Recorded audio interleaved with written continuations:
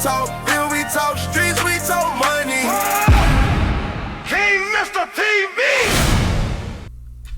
Yo, it's your boy King Mr. Man, and welcome back to King Mr. TV. And right here, I got another one for y'all, man. Right here, we about to get into this one right here about that boy Funny Mike, aka 22 Savage. How many of y'all know about them 22 Savage days? How many of y'all know about that, man? We're going to go ahead and get into this one right here, man, and see what they talking about. Let's do it. From catching a body and facing a murder charge to becoming a family-friendly YouTuber stacking millions, Funny Mike's story is one of the wildest flips the internet's ever seen. Before the pranks, the challenges, and the family skits, he was MacArthur Johnson, a kid from Baton Rouge, Louisiana, a city where you better keep that thing on you or you might end up a pack. But how does someone go from facing life in prison to building one of the biggest kids-friendly YouTube channels? And is the past really behind him, or is it still waiting to catch up? MacArthur Johnson, born October 8, 1996, grew up in the trenches of Baton Rouge. In his own words, growing up in Baton Rouge meant that... Growing up in Baton Rouge, man, you don't do... Hey, do your homework on rebranding, man, for sure. You got to be able to rebrand. Like, sometimes some shit don't work. You got to know when it's time to switch it up. You got to know when it's time to hang it up and switch it up and do something new. Maybe your new idea might pop. You could use what you had going to go into what you got plans to do. You get what I'm saying? Do your homework on rebranding. Something that's not in the street wise, you're going to end up in jail or dead. The hood shaped him, pushing him toward the trap life as a young hustler, just trying to make it out. Johnson had his fair share of run-ins with the law as a young bull. He caught some cases and spent time in juvie for throwing hands and other charges he's been reluctant to speak on. In his Vlad TV interview, he mentioned that he would always burn it out, meaning he'd beat those cases quick and never had to do a long bid. Like, how much time do you think you spent in juvenile altogether? Oh, juvenile? I ain't spent that long in juvenile. I had burned it out. Like many young men looking for a way out of their circumstances, Johnson turned to music. Baton Rouge has a rich hip-hop history, with artists like Boosie being major influences on the youth there. In fact, Johnson has stated that Boosie was his biggest influence growing up, saying he was listening to Boosie before Kevin Gates. Before finding success... For sure, man. Everybody in the South was fucking with Boosie. Not even... Imagine being from Baton Rouge and you hearing Boosie. And you seeing Boosie and how far Webby and Boosie was taking it. Oh, man. That was the most influential shit you ever seen. Still probably to this day. And a lot of little niggas came up out of that Baton Rouge area just because of the type of influence Boosie had on niggas. Still today, he let niggas, you know what I'm saying, dream a bigger dream when you see the way that nigga living with the house, all that. For sure.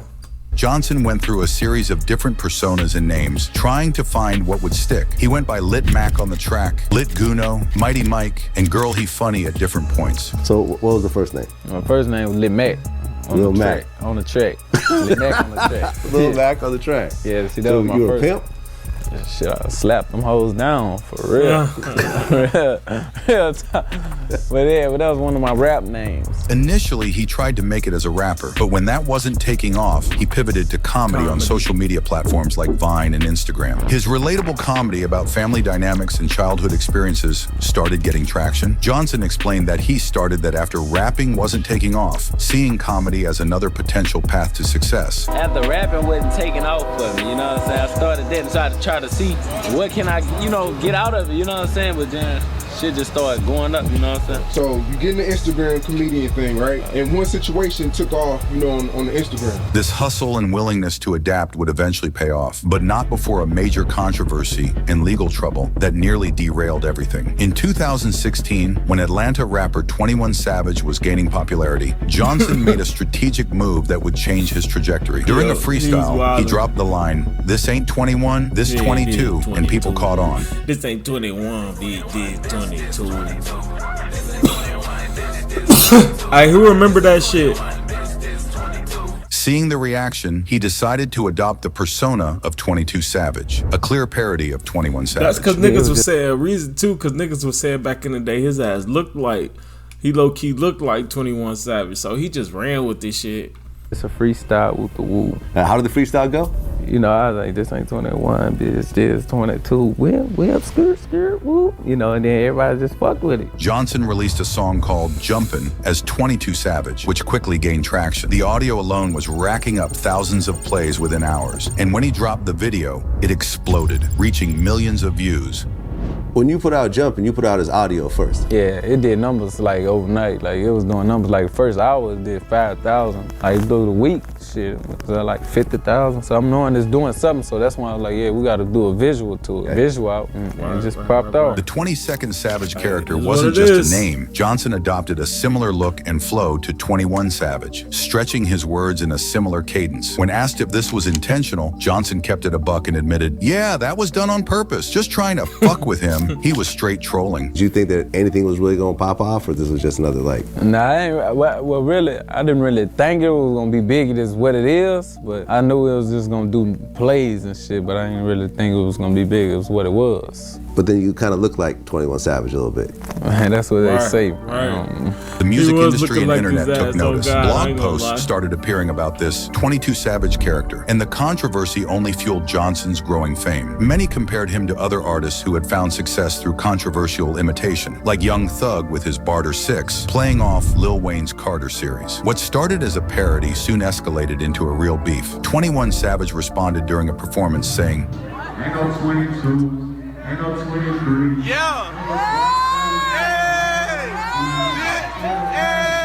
acknowledging the copycat without directly addressing him. So you got on stage and said, ain't no 22, ain't no 23. Oh yeah, I seen that, I saw that. What'd you think? Ain't no 21, this 22, you know.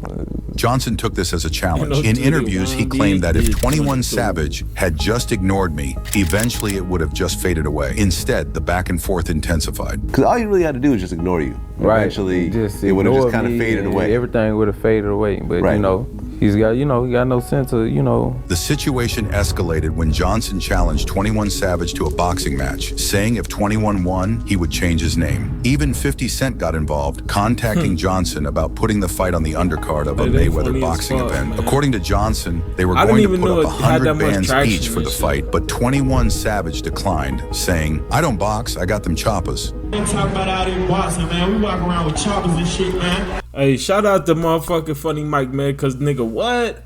To for like a joke to go that far? Hey, that's kudos to him, nigga, and where he took it at now. My nigga secure. But Funny Mike, aka 22 Savage, responded and said he must have thought they stopped making choppas when they made his, hinting that he with the shits and is ready to shoot as well. 21 Savage said that he don't box, he got them choppers. Yeah.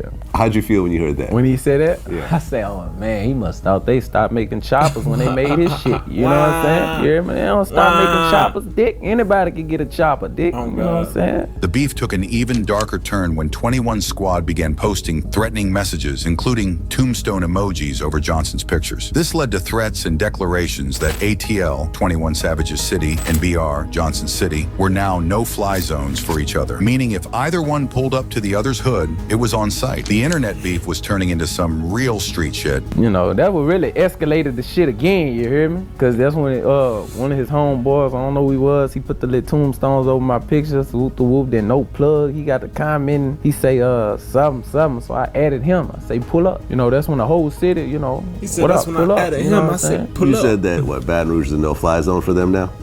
Shit, it is a no-fly zone. But while the internet beef was heating up, the streets had a different kind of smoke waiting. Before long, Funny Mike wasn't just playing Savage on records. He caught a real body in broad daylight. Amid the rise of the 22 Savage persona and the beef with 21 Savage, something far more serious occurred. On May 3rd, 2016, MacArthur Johnson was involved in a shooting that left 20-year-old Richard Phillips dead in the parking lot of a Baker Boulevard grocery store in Louisiana. Do your homework on self-defense. Having to defend yourself. Do your homework on that, man. Good afternoon, I'm Cheryl Mercedes. And I'm Greg Merriweather. A fight over a flyer for a birthday party has left one man dead and another charged with his murder. The killing happened at a Baker convenience store, and this afternoon, Police Chief Mike Knaps announced a total of 3 arrests in this case. But the suspected shooter insists he did nothing wrong. You didn't fire a gun? Self-defense. So you did fire a gun. Self-defense. 19-year-old MacArthur Johnson, police say, turned himself in on Wednesday morning after hearing he was wanted in a shooting overnight at the Baker Boulevard grocery store. According to police reports, the shooting stemmed from a dispute over a birthday party flyer that had occurred 7 weeks earlier. On the night of the shooting, Johnson was in a car with Charmaine Wilson when they encountered Phillips, who was distributing flyers in the parking lot. Phillips was passing out party flyers in the parking lot, and he and Funny Mike were arguing over the flyers. After a brief conversation, Phillips and his companion, Walter Williams Jr., slid off at first, but Phillips doubled back and pressed Funny Mike a second time. Mike said Phillips upped a strap on him, so Mike fired first, hitting him dead in the chest, claiming it was self-defense. Self-defense. So you did fire a gun. Self-defense. 19-year-old MacArthur Johnson, police say, turned himself in on Wednesday morning after hearing he was wanted in a shooting overnight at the Baker Boulevard grocery store. Richard Phillips, known as Rah-Rah, also 19, died after being shot in the chest. But here's the thing. Nobody ever confirmed if Phillips even had a pole on him, and whether it was real self-defense or not is still really shaky. Phillips ended up dying from the shot. Later that day, Funny Mike got booked along with 2 other dudes that were riding with him. They charged him with second-degree murder, illegal use of a weapon, and obstruction of justice. Mike admitted he squeezed the trigger, but tried to play the self-defense card. Problem is, the cops had video footage, and it didn't match his story. A report said they tried to lie. Do your homework on it Phillips being motherfucking cameras everywhere. I told y'all before, man. I told y'all on just one of the last videos, man. It's cameras everywhere. Every time you try and do something, man, somebody see you, somebody got you on film. Man, they got Ring cameras. I'm telling you, bro. You gon' get caught. It's cameras everywhere. Phillips was strapped, but one of the passengers folded when the feds showed him the surveillance footage, and the footage showed Phillips didn't have no gun. Funny Mike's bond got set at $370,000, but he had the bread and bonded out quick, at least for the moment. In interviews after the shooting, Johnson seemed ice cold about the serious charges hanging over his head. When asked how he felt with a murder case pending, he responded, "I don't feel no type of way. I don't think about it, just fuck it." This showed how desensitized he was to the streets. Man was facing decades, but acting like it wasn't nothing but a thing. What? How I feel? Yeah, with something like that hanging over your head. I don't feel no type of way, because, you know, if you was in my shoes, you in the situation, you would probably do the same thing, you know, so. Not about the situation, but about the court case that's coming up or the plea deal that's coming up or whatever is coming up in your future, because one way or another, something's gonna have to happen. So how do you just get by day after day? I don't know, I don't think about it. Just fuck it. Fuck it. But sometimes in the streets, it ain't about who's right or wrong, it's about what you can prove. And somehow, against all odds, my nigga had God on his side. That's all I could say about that. My nigga had to have God on his side, boy. Funny Mike finessed the system and slid down out the there in back door Louisiana, clean. Now too? you're hearing all these and wondering why he's not in prison right now, despite all the evidence looking mad sketch. Johnson caught the biggest break of his life. In what shocked everybody, a grand jury decided not to indict him on the murder charges. This decision effectively meant the case wouldn't go to court, and Johnson was free to move forward with his life. He celebrated this outcome on Instagram, writing, "God is good, second chance at life, shout out to my team." Some have speculated about how Johnson managed to avoid indictment despite the evidence, including surveillance footage. But the details of the grand jury proceedings remain private. With the streets watching and the feds off his neck, Funny Mike knew he couldn't keep living on borrowed time. He had to reinvent himself before the next bullet or courtroom took him out for good. Following his legal troubles and the 22 Savage controversy, Johnson knew he needed to switch up his whole vibe. He eventually shelved the 22 Savage persona and fully embraced his new identity, Funny Mike. This wasn't actually a new wave, but rather a return to his comedic roots. Before the 22nd Savage character, he had already been building a following with comedy content. As 21 Savage explained in interviews, the comedy shit was working, so I guess he just went back to it. Did you convince him to drop the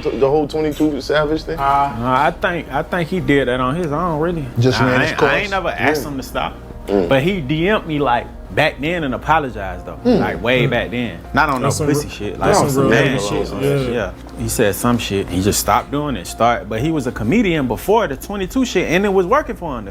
The comedy shit was working. So I guess he just went back to it. In 2016, he created his YouTube channel and began focusing on comedy skits, pranks, and lifestyle content. His authentic personality and humor resonated with audiences, and his channel grew rapidly. Johnson's content evolved over time, becoming more family-friendly as he himself matured and started a family. He began dating Jalea Monet, whom he met through social media, and the couple now have 2 children, a daughter named London, born in February 2019, and a son named MacArthur Johnson Jr., born in July 2020. Today, Funny Mike has built a straight-up media empire. His main YouTube channel is pushing over 6 million subscribers, and he runs additional channels including Funny Mike Gaming, Funny Mike Skits, and the MJ Family channel with his girl Jalea, which has over 3 million subscribers by itself. His content now is all about pranks, challenges, and family vlogs, a complete 180 from his days as 22 Savage or his trouble with the law. He's estimated to be worth about 3 M's, all made legitimately through his social media hustle. That's according to Google,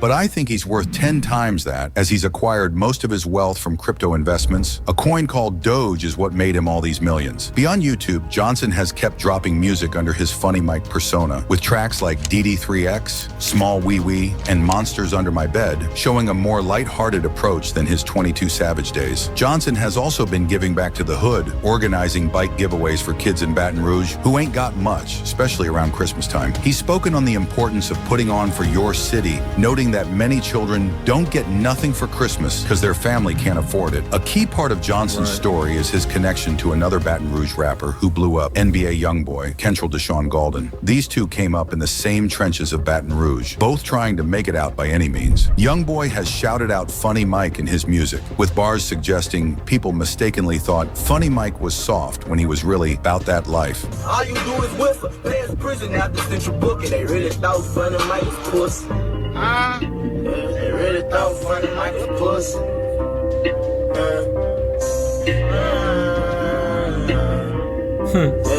Young boy. This cosign from one of the hottest rappers in the game adds another layer to Johnson's complex story and street credibility. Funny Mike's journey from the trenches of Baton Rouge to YouTube stardom is a story of transformation, second chances, and reinvention, straight up. While his past includes catching a body and controversial beef, he finessed his way into building a successful career as an entertainer. Today, the man once charged with murder creates content that millions of families watch daily. He's a father, entrepreneur, and content creator who's apparently left his troubled past behind. He really beat the system and changed his life around. His story raises mad questions about redemption, the justice system, and how people can switch up their whole lives. It also highlights the unique opportunities that platforms like YouTube provide for renovation and reaching audiences directly without traditional gatekeepers. Love him or hate him, Funny Mike's story shows that no matter how deep in the game you might be, there's always a chance to flip the script and make something positive happen. From posting up on the corner to superstar content creator, that's the American dream in the digital age. Let us know down below. What do y'all think of Funny? Hey, that's fire, man. I like that shit, bro. That's fire. And that's some real shit what he said too, man. Like, I never even thought about that. Like, that nigga was charged with murder and I already knew he was charged with murder, but the fact that he was charged with murder and rebranded himself like that, it is kind of inspirational for real. Like, I ain't even think about it from that aspect. That's fire, man. And shout out to Funny Mike, because, man, he definitely somebody that I know a lot of motherfucking YouTubers look up to. Shit, he's somebody I looked up to. Shit, real talk when it comes to the YouTube shit. Like, that nigga really be doing this shit. He know what he doing when it come to this. Made it look real good, too. You know, so shout out to Funny Mike, man. Write it down in the comments below, man, what y'all think about this video, man. What y'all think about Funny Mike, the whole 22 Savage shit. And make sure y'all subscribe, man. King Mr. TV, we out.